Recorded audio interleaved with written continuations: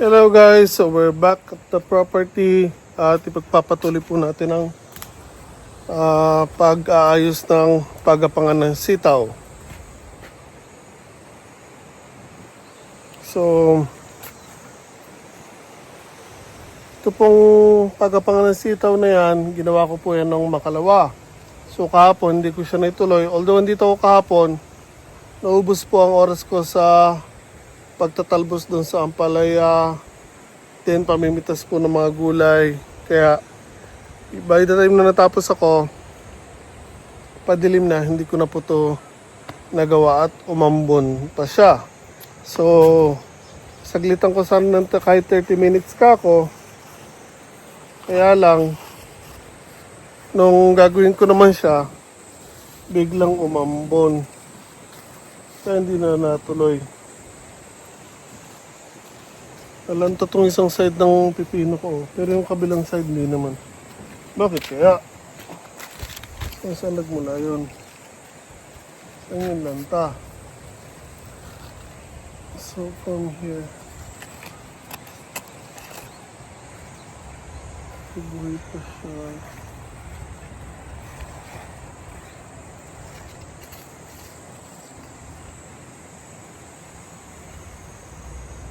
Bakit bigla na lanta to?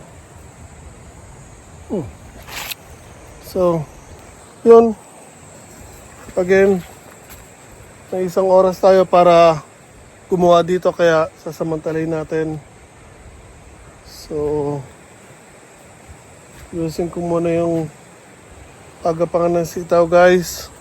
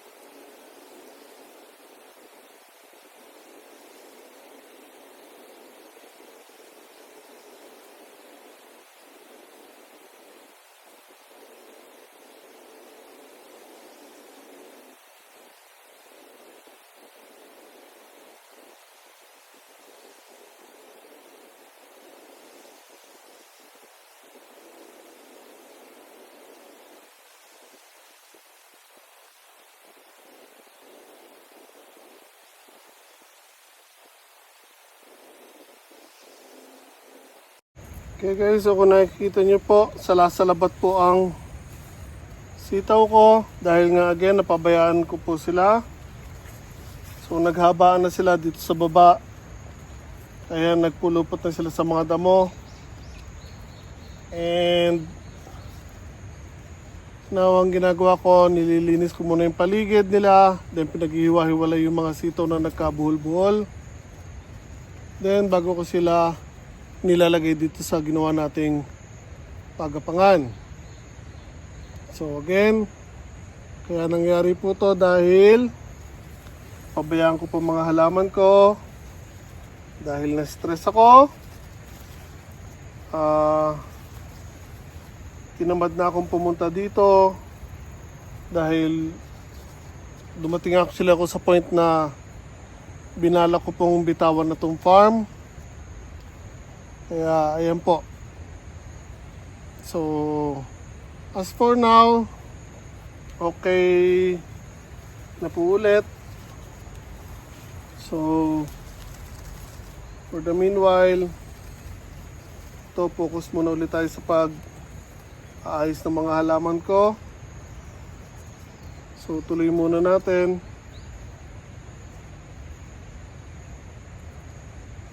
Kaya pa naman, kaya nga lang, kaya nakita nyo, dapat kasi, yan, tataas na nila. At dapat namumunga na tunaw. Any moment, dapat mag-harvest na tayo ng sitaw. Kaya nga lang again, marami pong nangyari. Sa iwat sa gusto natin. May mga bagay na hindi sumang-ayon sa atin, kaya yan po, pabayaan natin ang mga halaman natin. Pero for now, medyo okay na ulit. So I'm trying na naiayos ulit ang mga halaman ko habang kaya pa. Dahil now, ano pa lang ba, July 15. So hindi ko alam kung kailan nyo makikita ang video na to. So July 15. Actually tagal kong pinabayaan or napabayaan ng mga halaman ko dito.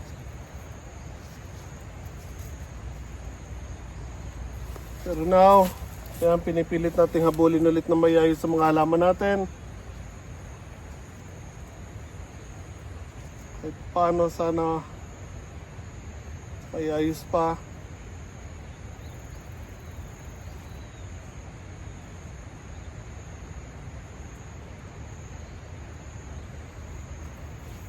Lang magagawa, pero again, at least positive pa rin tayo kahit late na. Ito, pinipilit pa rin nating ihabol ang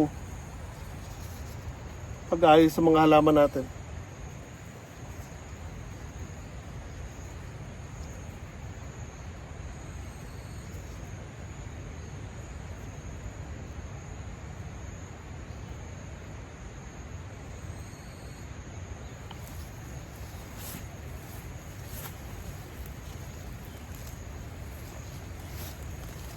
Shoutout nga pala sa mga kaibigan natin dyan sa YT na patuloy pong sumusuporta sa atin, nakaantabay dyan.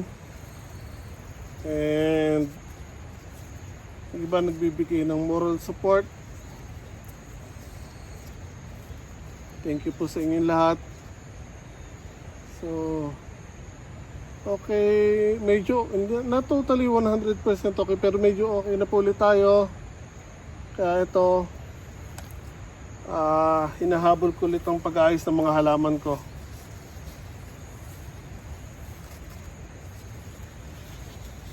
Ganyan ang daming nangyari, pero hindi ko na po sila binalag or hindi ko na sinabi dito sa YouTube ko naman yung nangyari dahil hindi naman kailangan na.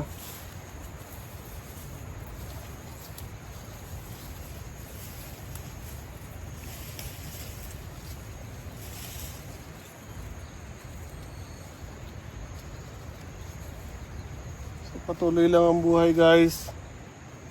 Laban lang po.